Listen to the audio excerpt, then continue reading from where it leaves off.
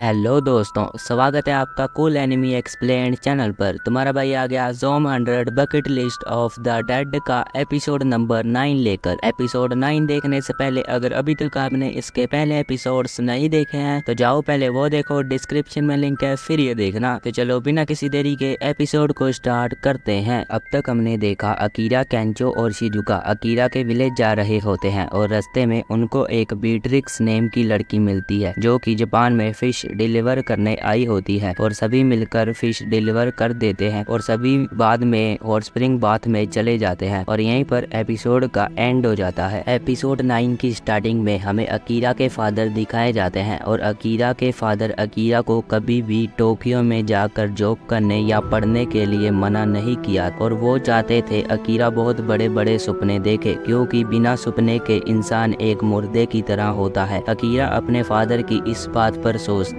कि जैसे आपको बहुत पता है, आप बस एक विलेज के फार्मर हो। और स्टोरी फिर से प्रेजेंट में चली जाती है और वो सभी अकीरा के विलेज जा रहे होते हैं और वो अकीरा के विलेज पहुंचने ही वाले होते हैं और तभी बीट्रिक्स बोलती है काश अकीरा के पेरेंट्स जिंदा हो। लेकिन अकीरा को पूरा विश्वास था कि उसके पेरेंट्स बिल्कुल ठीक होंगे। दूसरी तरफ केंचो भी उनसे मिलने के लिए काफी एक्साइटेड था और अकीरा 3 साल के बाद अपने विलेज जा रहा होता है, इसीलिए अकीरा थोड़ा नर्वस भी था। तभी इनके सामने एक टनल आ जाता है और इन्हें रुकना पड़ता है क्योंकि टनल का रास्ता ब्लॉक किया गया था और टनल के अंदर बहुत सारे ज़ोंबी हैं और अकीरा का विलेज टनल की दूसरी तरफ है। फिर अकीरा सोचता है ये ज़ोंबी कहीं उसके विलेज के लोग तो नहीं है, लेकिन अकीरा इनमें से किसी को भी नहीं जानता था। फिर शिजुका बोलती है अब वो टनल में से नहीं जा सकते और अब उनको जंगल में से ही जाना होगा। फिर सभी जंगल में से जाने लगते हैं और अकीरा को टेंशन हो रही होती है। फिर शिजुका अकीरा को समझाती है टनल की एंट्रेंस और एग्जिट दोनों ब्लॉक किए गए हैं, इसका मतलब है विलेज के लोगों ने सिटी से आने वाले ज़ोंबीज को जरूर ब्लॉक कर दिया होगा और वो सेफ होंगे। तभी इनको किसी के चिल्लाने की आवाज सुनाई देती है और वो जैसे ही पीछे मुड़कर देखते हैं एक आदमी इनकी तरफ भागता हुआ आ रहा होता है और उस आदमी के पीछे एक पिग ज़ोंबी होता है और वो आदमी पिग से बचकर भाग रहा होता है। तभी बीट्रिक्स अपना निशाना लगाकर उस पिग को मार देती है और वो आदमी अपना नेम कुमानो बताता है। फिर अकीरा उनको पूछता है कि वो जंगल में क्या कर रहे हैं, जिस पर कुमानो बताते हैं सिटी ज़ोंबी से पूरी भर गई है, इसीलिए वो सेफ रहने के लिए जंगल में आए हैं। फिर सभी सोचने लगते हैं ये आदमी जंगल में रहता कैसे होगा। फिर कुमानो सबको अपना ट्री हाउस दिखाते हैं जो कि बहुत बढ़िया होता है और कुमानो एक मास्टर कारपेंटर है। अब शिजुका और केंचो को टेंशन होने लगती है। अकीरा की लिस्ट में भी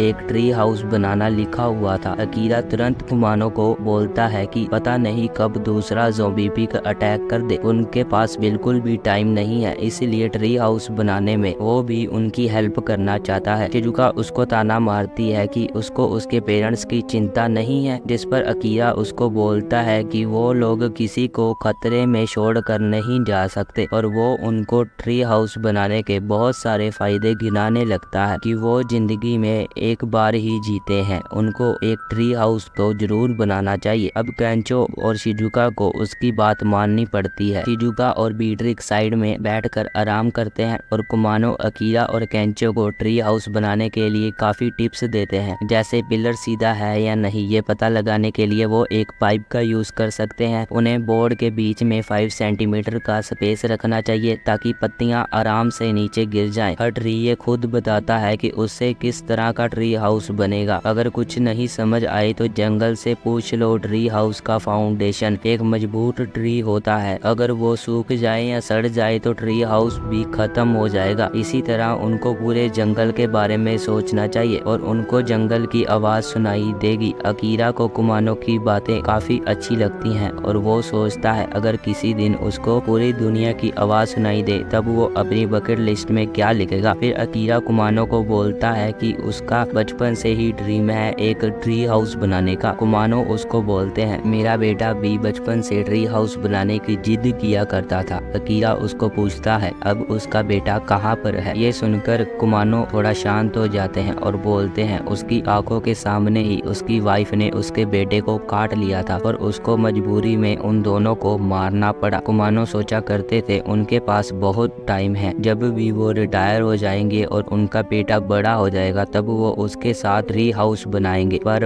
अब वो इस दुनिया में नहीं रहा। बच्चे जब अपने पेरेंट्स का कर्ज चुकाने के लिए तैयार हो जाते हैं तब तक बहुत देर हो चुकी होती है। पर ये बात उल्टा पेरेंट्स पर भी लागू होती है। तभी कुमानो के हाथ से एक बोर्ड छूट जाता है, लेकिन अकीरा उस बोर्ड को पकड़ लेता है और बोलता है इस काम में वो उनके साथ हैं। दोनों में वापस जोश आ जाता है और सभी ट्री हाउस बनाने में बहुत मेहनत करते हैं और उनका ट्री हाउस बनकर तैयार हो जाता है। अकीरा और गेंचो उसमें खेलने लगते हैं और अकीरा की लिस्ट में से एक और चीज कंप्लीट हो जाती है। तब अकीरा और उसके फ्रेंड वहां से जाने लगते हैं और कुमानो उनको बोलता है कि वो इसी जंगल में रहेगा। वो बोलते हैं कि उनको कभी भी उसकी मदद चाहिए, बस वो एक आवाज लगा देना। शिजुका को लग रहा था कि अकीरा इस ट्री हाउस में रात बिताने की बात करेगा, लेकिन कुमानो की बात सुनकर अकीरा समझ गया था कि उसको जल्द से जल्द अपने पेरेंट्स के पास जाना चाहिए। इसके बाद ये एक पतले रास्ते से पहाड़ पर चढ़ रहे होते हैं। अकीरा बोलता है इस रास्ते को हैंगरी जॉर्ज बोलते हैं क्योंकि इस पर बहुत सारे लोग मर गए हैं। टनल बनने से पहले इस विलेज का आने जाने के लिए यही एक रास्ता उसके विलेज पहाड़ों और घाटियों के बीच में बसा है। इसके बाद ये सब लोग एक पुराने से पुल को भी पार करते हैं और अकीरा को छोड़कर सबकी हालत खराब हो गई होती है और रास्ता देखकर उनको ये समझ आ गया था कि अकीरा का विलेज बिल्कुल ठीक होगा। कुछ ही देर में ये सब लोग अकीरा के विलेज पहुंच जाते हैं और अकीरा अपने फ्रेंड्स को दूर से ही अपना घर दिखा देता है। रास्ते में अकीरा सोचने लगता है कि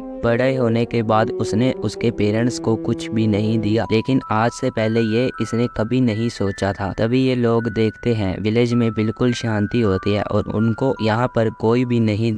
अकीरा डर जाता है कहीं ज़ोंबीज ने सबको मार तो नहीं दिया, उसके पेरेंट्स जिंदा होंगे या नहीं। फिर अकीरा भागकर अपने घर की तरफ जाने लगता है और डोर को ओपन करता है, लेकिन अंदर तो पार्टी चल रही होती है और 4 बड़े लोग नाच रहे होते हैं। विलेज के लोग अकीरा को पहचान लेते हैं और अकीरा के मॉम डैड भी वहीं पर बैठे होते हैं और उन्हें देखकर अकीरा उनको अपने दिल की सारी बातें बोल देता है और अकीरा अपने मॉम डैड को शुक्रिया अदा करता है। दिन रात मेहनत करके उसको कॉलेज पढ़ाने के लिए और रोज उसके लिए टिफिन पैक करने के लिए, उसके कपड़े धोने के लिए, उन दोनों की वजह से ही अकीरा आज जिंदा है। पर बदले में अकीरा ने उनको परेशानी के बजाय कुछ भी नहीं, वो काम के बहाने मारता था ताकि उसको वहाँ आना ना पड़े। उसके लिए वो माफ़ी चाहता है। ये सब बातें सुनकर अकीरा के फादर उसके पास आते हैं और अकीरा के सिर पर जोर से एक पंच मारते हैं। अकीरा के फादर बोलते हैं दुनिया की इतनी बुरी हालत है और तुम यहाँ इतनी दूर से फालतू बातें करने आए हो। इसके बाद वो अकीरा के फ्रेंड्स को बोलते हैं कि तुम सफ़र करके तुम तभी थक गए होगे, यहाँ काफ़ी रूम खाली है तो तुम लोगों को वहाँ पर जाकर आराम करना चाहिए। इतना बोलकर अकीरा के फादर काम करने खेतों में चले जाते हैं। अकीरा के फादर से उसके दोस्त इम्प्रेस हो जाते हैं और बाकी लोग भी अपने अपने खेतों में चले जाते हैं। अकीरा की मोम सबके लिए बहुत बढ़िया खाना बनाती हैं और ये सारी वेजिटेबल उन्होंने यहीं पर उगाई थी। सभी को खाना बहुत अच्छा लगता है। शिजुका इनसे पूछती है कि पैंडेमिक में वो कैसे रहते हैं। अकीरा की मोम सबको बताती हैं कि उनका विलेज काफी अंदर की तरफ है, वैसे भी वो ज्यादा सिटी में नहीं जाते। विंटर में तो सभी रास्ते बर्फ से ब्लॉक हो जाते हैं। वो लोग यहाँ पर शिकार करते हैं और आराम से रहते हैं और इस ज़ोंबी पैंडेमिक से उनको कुछ ज्यादा फर्क नहीं पड़ता। पीट्रिक्स उनसे टनल में ब्लॉक ज़ोंबी के बारे में पूछते हैं तो अकीरा की मोम बताती हैं कि सिटी से बहुत सारे लोग यहाँ पनाह लेने आए थे, लेकिन उनमें से कुछ लोग इन्फेक्टेड थे। फिर वो वायरस उन सभी लोगों में फैल गया और विलेज के लोगों के पास कोई और रास्ता भी नहीं था, तो उन्होंने टनल को दोनों तरफ से बंद कर दिया और ज़ोंबीज को वहीं पर ब्लॉक कर दिया। लेकिन कुछ सिटी के लोग सही सलामत बच कर विलेज में आज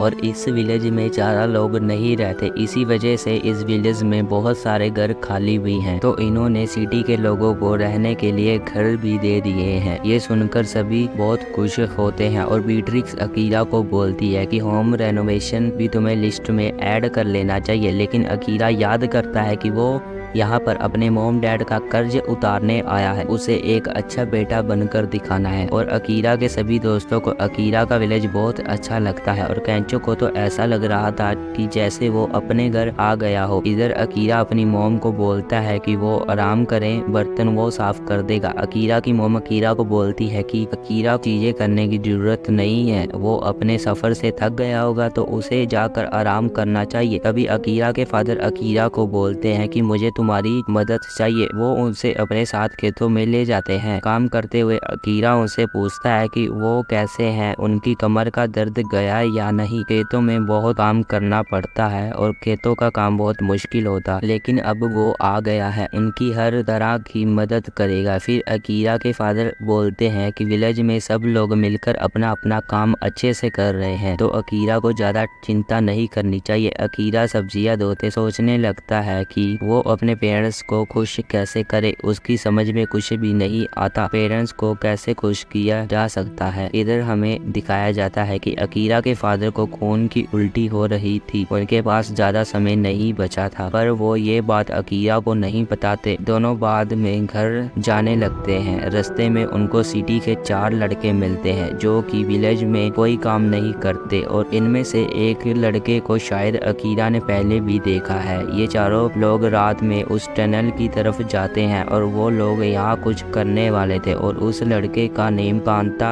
और ये भी अकीरा की तरह बेकार जिंदगी जी रहा था, लेकिन ये अकीरा से बिल्कुल उल्टा है। ये अपनी दादी के सारे पैसे लेकर सिगरेट में उड़ा देता है। ये अपने स्कूल के दिन याद करता है, इन्हें कोई काम नहीं करना पड़ता था, वो अपने फ्रेंड्स के साथ जो चाहे वो कर सकता था। फिर उस दिन ज़ोंबी पैंडेमिक शुरू हो गया और अपने आसपास की तबाही देखकर कांता बहुत ज़्यादा खुश हो रहा कि अब वो आज़ाद है। उसे समाज और लोग बिल्कुल भी पसंद नहीं थे और उसके लिए हर दिन एक छुट्टी का दिन है। कांता एक दिन मार्केट में कोई सामान लेने जाता है, तब उसको वहाँ 3 और लोग मिल जाते हैं। यहीं उसको एक डायरी भी मिलती है जिसमें कांता अपनी एक बकेट लिस्ट लिख लेता है, ऐसे 100 चीजें जो वो ज़ोंबी बनने से पहले करना चाहता है।